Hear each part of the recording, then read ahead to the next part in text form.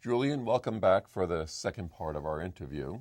Thank you. And thanks for sharing your perspective on Australia and some of the compliance trends in your background. Now, speaking more generally about your white paper, Contemporary Trends in Conduct Risk, you address quarterly financial performance. Sure. And in it you state, quote, strong financial performance is not antithetical to strong ethical performance. Often the two can go hand in hand, unquote. But you add, quote, putting pressure on sales staff can lead to cutting corners on compliance and legal requirements, unquote. Well, we talked about this at our roundtables last year, but Julian, for companies that want to grow, especially in frontier markets where risk and lucrative business opportunities are intertwined, how do ethics and compliance get aligned with business growth and stay aligned with business growth? Yeah, look, I think the issue is that we've brought it into the business community this binary relationship between risk and reward. And I think humans are much more complex than that. We have different incentives and motivators within us. And to bring us down to this, issue of we're just going to be rewarded for achieving one particular outcome, I think is very one-dimensional. Right. What we are talking about when we're trying to fix culture and conduct risk issues is actually understanding the whole of the organization and how that organization fits within a country or a culture or as a global citizen. We expect that our businesses will behave in a way that doesn't negatively affect the general population, doesn't negatively affect their employees, and doesn't negatively affect their competitors. And I think we need to hold our organizations to a higher standard. The issue that I see around quarterly financials and going for target all the time is that it's coming from the shareholder base who are looking at these organizations as though it's a gambling mentality. Okay. I'm putting my money in and I'm going to hopefully get a return within 3 to 6 months. Sure. And I'll be the winner. Well, that's not how we want our businesses to be run when we think about it more broadly. So we need to move away from that. And it's not easy because it's kind of embedded in all of our cultures. Sure. Short-term risk, short-term reward. And I think that causes a lot of problems in organizations. So for some of your clients, have you seen them take the corruption risk that exists in some of the regions in the world where Australian companies operate, engineering, minerals? Are they embedding that corruption risk in how they compensate people, in how they sort of roll out their business strategies where that risk is embedded in their business strategy? I'm not sure that there is anyone I'm aware of that is really looking at the whole of the issue. Okay. But there's certainly discussion around it at the moment. And that discussion might be as simple as let's make sure we have the compliance and ethics people sitting in on the remuneration committee. Okay. So let's understand what dynamic we're trying to achieve, and if we put a high bonus or a high commission into someone's pay packet, what is that going to incentivize them to do? And I think that's a really nice step that we're saying, well, hang on, let's look at this more broadly. That's interesting. There was a recent Wall Street Journal article about does compliance have a seat at the strategy table, just like you referenced. A recent survey said 58% said they don't. But like you said, when they do, at least they're part of the discussion. Yeah, absolutely. There was an Alex cartoon that I saw the other day. I don't know if you get Alex here, but it's talking about the new CEO of a bank came from the compliance division. Wow. And the cartoon was basically saying, what a disaster. Right. No one will get anything done. But the reality is that bank might survive. And even in the US here, we're talking, there's a lot of talk now about breaking up the big banks. Right. Should the populace be supporting the banks that are too big to fail? Well, I think we're in a situation where that's going to be too difficult to do. So we need to look at how those organizations can behave better as part of the community. And it sounds like what you're sharing is that in the context of a publicly listed company where there's quarterly earnings, there's quarterly reporting, that risk maybe gets elevated because you're always looking at what's the next quarter look like? Sure. And I think a certain amount of the blame has to go to the investors themselves.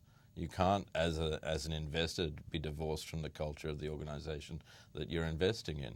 And if you're insisting, and the rest of the investor community is insisting on quarterly growth time and time again without looking at the longer term, then we're going to get performance that's based on that. Right. And the cultural issues that come as a result of that. Interesting. There was one pharmaceutical company that has gotten into some FCPA trouble in a few different regions, and finally one of I think it was the chief medical officer said, I think we're going to have to roll our business plans back to roll compliance forward. Right, yeah.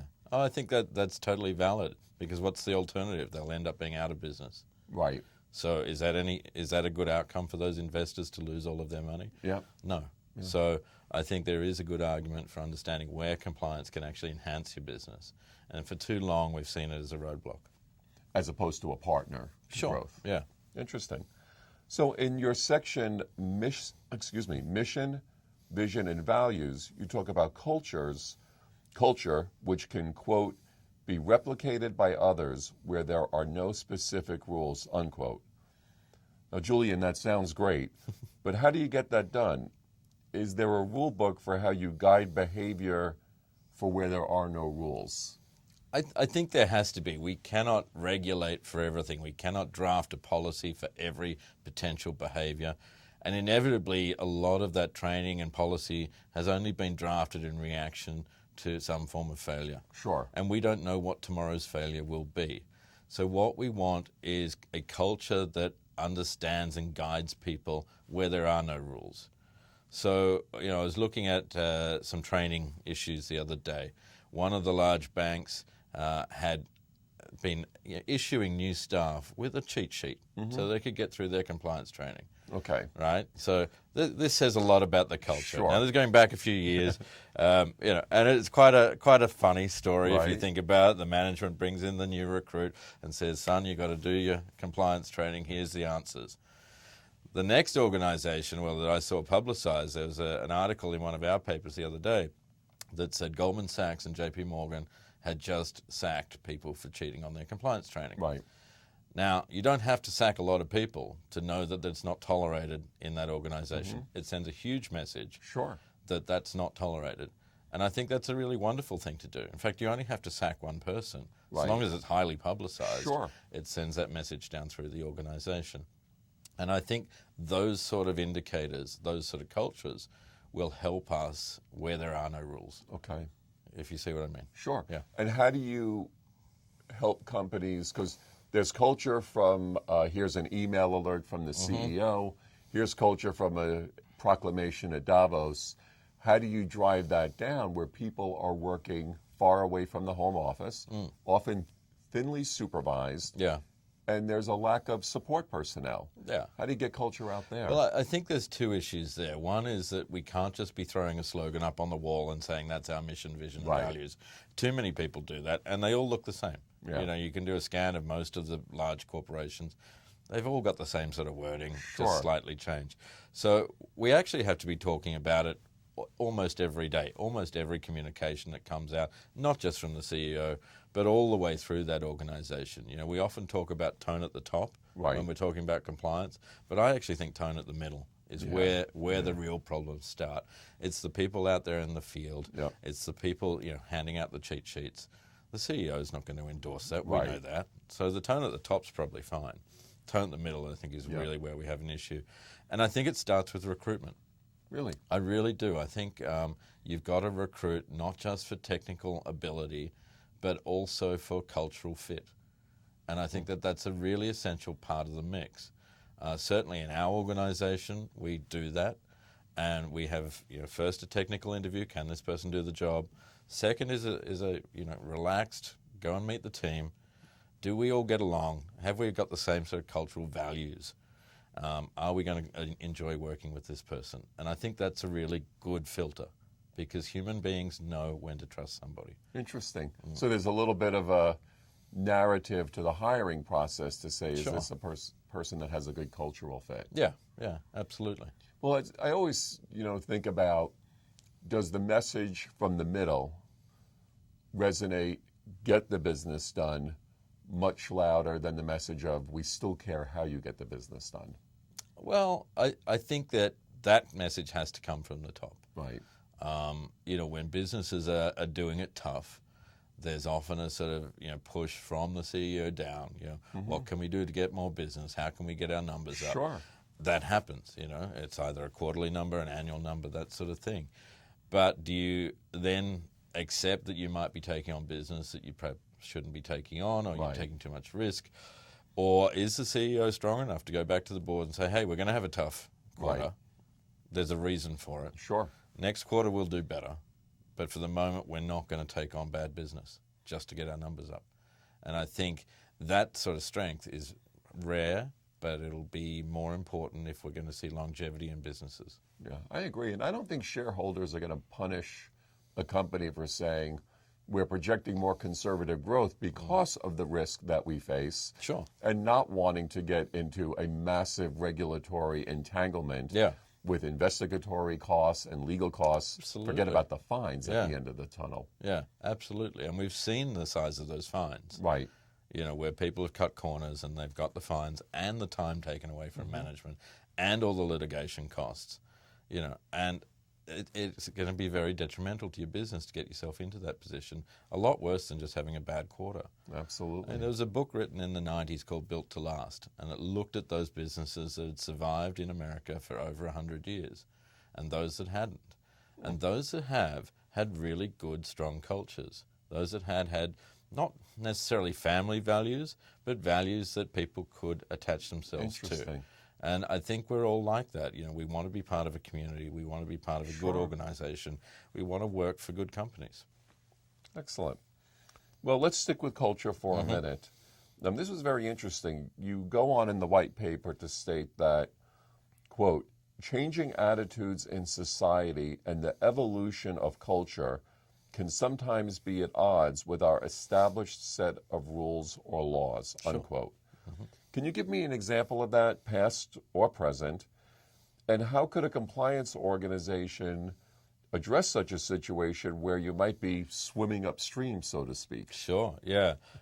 Look, I think the most obvious examples are happening right here in America. Okay. The legalization of marijuana is a huge change in attitude. Sure. 5 years ago, it was, really bad, serious crime. So there's an attitude that's, changed. Or I think the attitude probably changed before the legislation changed. Right. Right? And we're looking at that and saying, well, hang on, all these kids are getting criminal records, and we're not actually solving the problem with the war on drugs. The same goes for same-sex marriage. Right. Where America has led countries like Australia, we still don't have same-sex marriage. And yet, this is something that is being sort of accepted on a day-to-day basis. Right. I find very few people who know a good argument for why we wouldn't have same-sex marriage. So I think we're seeing society leading legislation there, which is great, and maybe it'll get more conservative and change back at some point.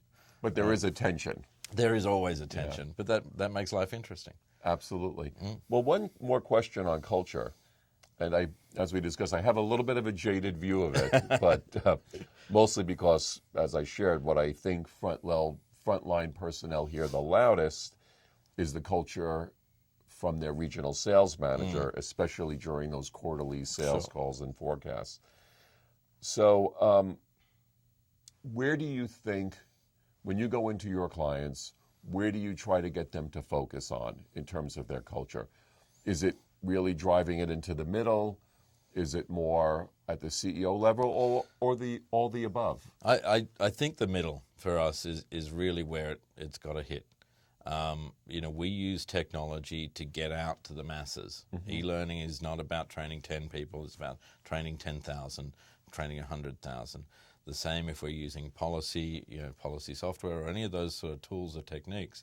It's about getting that communication out to those people on a regular basis and engaging with them in a way that is interesting, not just throwing dry legislation at them, not just throwing, standard mission, vision and value statements at them, but trying to contextualize it so that it's relevant within their work environment.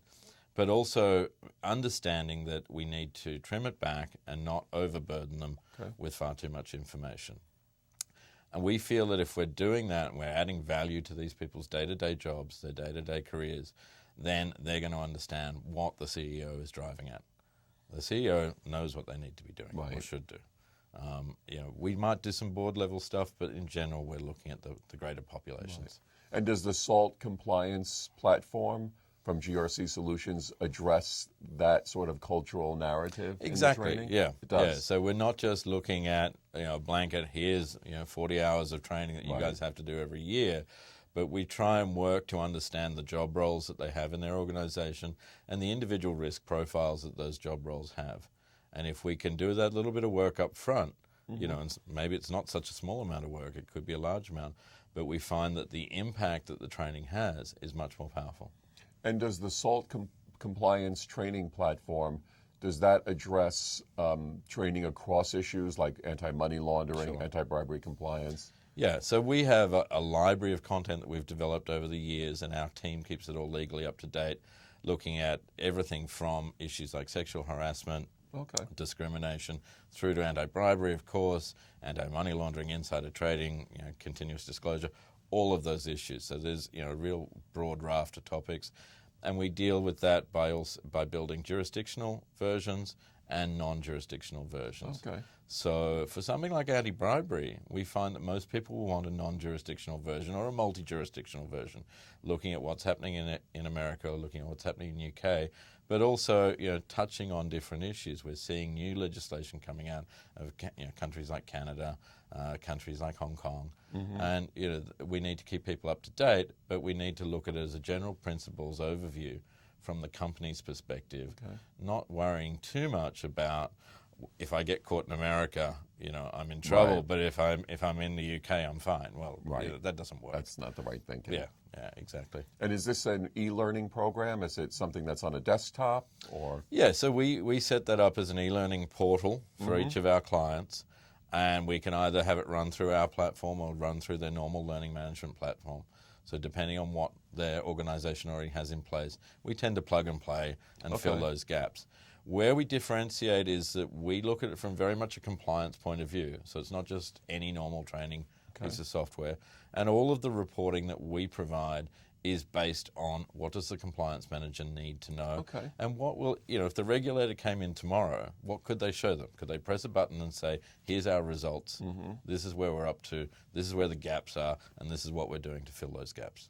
So it sounds like it's matrixed to the organization, to the compliance department within that, but also to the particular issue, whether it's sexual harassment or anti-bribery. Sure, yeah, exactly. Well, great. Well, thank you again for your time. Thank you, Richard. Appreciate it.